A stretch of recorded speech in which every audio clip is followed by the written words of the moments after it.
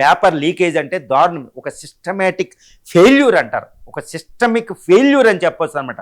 ఒక వ్యవస్థ దారుణంగా ఫెయిల్ అవుతే ఆ పేపర్ లీకేజ్ అయింది. దీనికోసం గవర్నమెంట్ నుంచి రెస్పాన్స్ లేదు. ఒక స్టూడెంట్ అడుగుతున్నారు, కనీసం సారీ కూడా చెప్పలేదు రెస్పాన్సిబుల్ వ్యక్తులని. ఈవెన్ ప్రైమ్ మినిస్టర్ మోడీ కూడా మన్ కీ బాత్ లాంటి విషయాల్లో ఇది ఎందుకు చెప్పలేదు అంటూ కాంగ్రెస్ ఇక్కడ విమర్శించడం కూడా మనం చూస్తూనే ఉంటాం. సో దారుణాతి దారుణం అండి. చైనాతో పోలిస్తే మరి భారతదేశం విఫలం అవ్వలేదా? 1,30,00,000 మందికి గోకుల్ అంటే ఎగ్జామ్ పెడుతుంది, ఇక్కడ 22 లక్షల మందికి ఎగ్జామ్లు ఎందుకు పెట్టలేకపోతున్నారు? ఒకదాని తర్వాత ఒకటి. ఇదే నీట్ 2024లో లీకేజ్ అయింది, ఆన్లైన్ ఎగ్జామ్ పెట్టలేకపోతున్నారా? ఇంకా ఎంతోసార్లు సుప్రీంకోర్టు మాట్లాడుతుంది, ఎన్నో చట్టాలు కూడా చేసాం, 15 కోట్ల పెనాల్టీలు లాంటివి ఎన్నో చట్టాలు చేశారు 2024, అయినా విఫలం అవుతున్నారు. ఎందుకంటే శిక్షలు సరిగ్గా లేవు.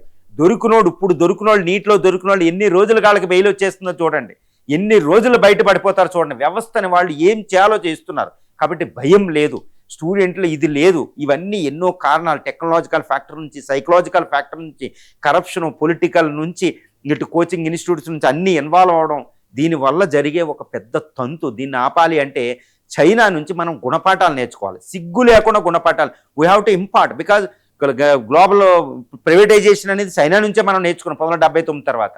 కాబట్టి చైనా నుంచి ఎగ్జామ్ ఎలా పెట్టాలో నేర్చుకోవాలి. చైనా కూడా నుంచి మనం ఇప్పుడు MNRG, Mahatma Gandhi national rural employment ప్రోగ్రామ్ని, కొన్ని సర్వశిక్ష అభియాన్ని మన నుంచి చైనా నేర్చుకుందండి.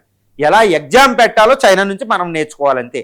ఈ సిస్టమేటిక్ ఫెయిల్యూర్ అనేది భారతదేశం యొక్క యూత్ని ఎలా చేస్తుందంటే దారుణం చేస్తుంది. ట్రస్ట్ కోల్పోతున్నారు, ఫెయిత్ కోల్పోతున్నారు. చాలా జాగ్రత్తగా ఉండాలి. ఈ జెన్జీతో చాలా జాగ్రత్తగా ఉండాలి. మనం విప్లవాలు చూసాం, ఒక విప్లవానికి దారితీస్తుంది, దారుణంగా ఉంటుంది. కాబట్టి చైనా నుంచి మనం తీసుకుని ఎన్నో లెసన్స్ నేర్చుకుని ఈ ఎగ్జామ్ని ఎంత పకడ్బందీగా వీలైతే అంత పకడ్బందీగా నిర్వహిస్తే భారతదేశ కీర్తి ప్రతిష్టలు ఉంటాయి. లేకపోతే అపవాది, ఇది ఓ షేమ్ ఆన్ ఇండియన్ ఒక వ్యవస్థ అనమాట.